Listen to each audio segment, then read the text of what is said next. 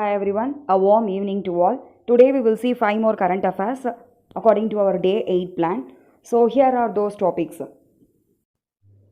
So these are the topics to be discussed today in detail. So the first one is about Shinkunda Tunnel. So La means pass.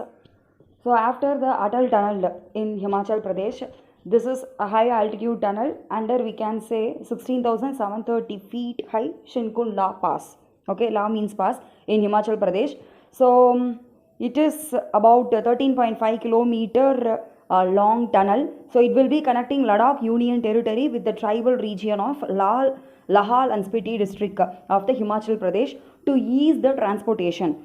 So though the Shinkunda does not have no glacier, but it is prone to avalanches during the snow season. So that will usually hampers the vehicular movement, that is transportation will get affected and all the economic activities may get hampered. So National Highways and Infrastructure Development Corporation Limited under Ministry of Road Transport and Highways have speeded up the DPR, that is detailed project report of this Shinkunda Tunnel. Within 2 days they have made a great review of that passage. So the next one is ecological trap theory. So from the term ecological trap itself we can logically see that so organisms actually prefer here the sink patches over the source patches, that is actually the natural source will be available, but due to the attraction of certain factors in the other region which is not suitable for them, or we can say which is not a reliable source for them, that is called sink patches, like a trap. Okay, so this is what the theory describes about. So organisms which are actively selecting the habitat must rely on the environmental cues. What are all the environmental signals alert which is giving to them? So in that way only the organisms will select their habitat. For example, we can say that dragonflies always rely on environmental cue like polarized light, okay, to lay their eggs on the natural water, but due to the artificial light source, okay, that is human invented light source will attract the dragonflies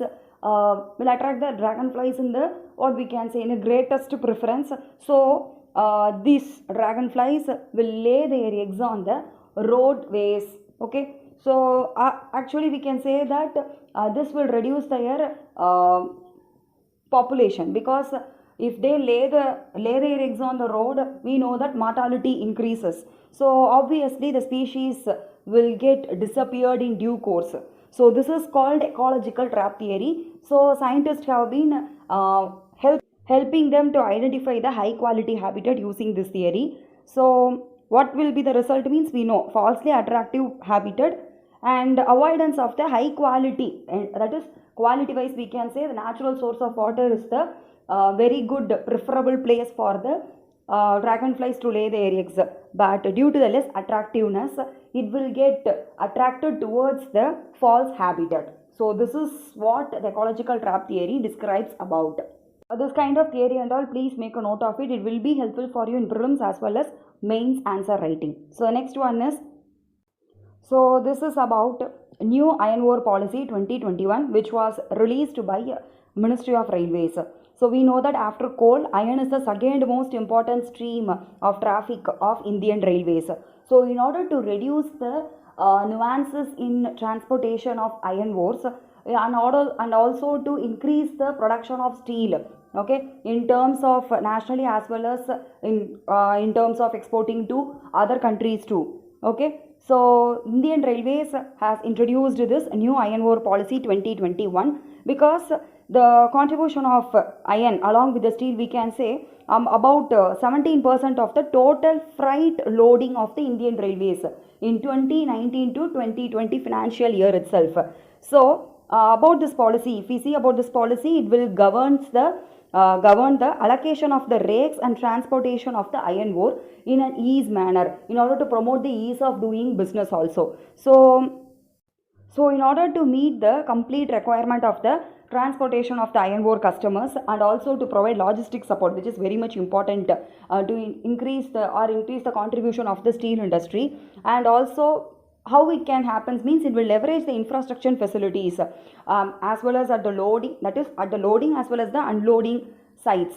Okay, so because of this we can say contribution of the manufacturing sector in terms of, we can say, iron ore and steel will contribute in large numbers and will promote ease of doing business also. Okay, the next one is about ESG funds, environment, social and governance funds. It is also a kind of mutual funds.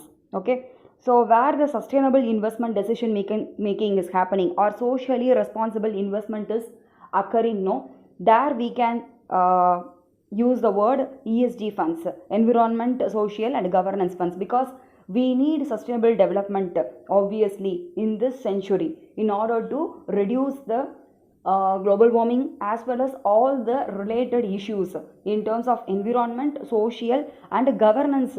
Okay, so here what is the difference between commercially mutual fund and environment, social and governance funds means consigns the ethical value it depends on. So that is the difference between mutual fund and the environment, social and governance funds. So these are in par with the United Nations Principles for Responsible Development, that is UNPRI. Okay, that principles only promote the incorporation of environment, social and governance in the investment decision making.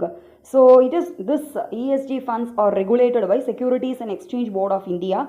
So in our India we can say the first ESG mutual fund was launched by State Bank of India. So the first one, SBI Magnum Equity ESG Fund. Okay, and also we can say ICICI Prudential Mutual Fund also come with the issue of ESG fund. So consigns is the key difference, no? So what is about consigns means the ethical value behind the global tobacco industry we can see here. Globally the tobacco industry profits about $35 billion per year, but we can say it causes 6 million annual deaths per year. So this is what the difference between normal mutual fund and the ESG funds. So it will make companies more responsible and accountable to the people in terms of environment, social and governance too. So the next one is about Himalayan Trillium. So please always take notes of the species which are given in the newspaper or in PIB website, because in 2017 I think so, 17 or 18 I think so, Himalayan nettle, that species was asked what is the purpose of this species. So that is for textile fibers. Okay, like that these species qualities, characteristics will be asked. So we can see here it is a common medicinal herb of the Himalayas. Its IUCN status has been updated to endangered.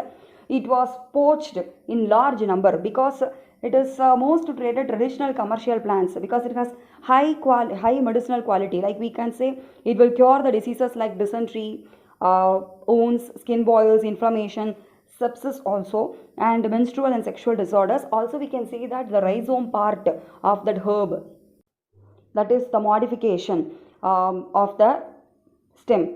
Okay, rhizome, it is a source of the steroidal saponins, as well as it will be used as anti-cancer and anti-aging agent too. So that's why we can say poachers are making note of this commercially exploitable, commercially we can say traded plants. They are exploiting this. Most important part is that it is found only in the temperate and subalpine zones of the Himalayas, especially at an altitude of 2400 to 4000 meters above the mean sea level. Please make note of that altitudes too on the regions like temperate and subalpine zones. And it is in India we can say it is found only in 4 states: Himachal Pradesh, Jammu and Kashmir, Sikkim and Uttarakhand. We can say that these 4 states comes under this temperate and subalpine zones and also at this altitude range. And it is also traced in, other than India, it is also traced in Bhutan, Nepal, China, Pakistan, Afghanistan. That's all. So that's all for today's class. We will again meet up with the 5 more current affairs tomorrow in the evening. So thank you for watching. Subscribe to Dream Work Achieve channel. Also share this video to the needed aspirants. Till then, be bold, be strong, keep smiling and be happy. Thank you.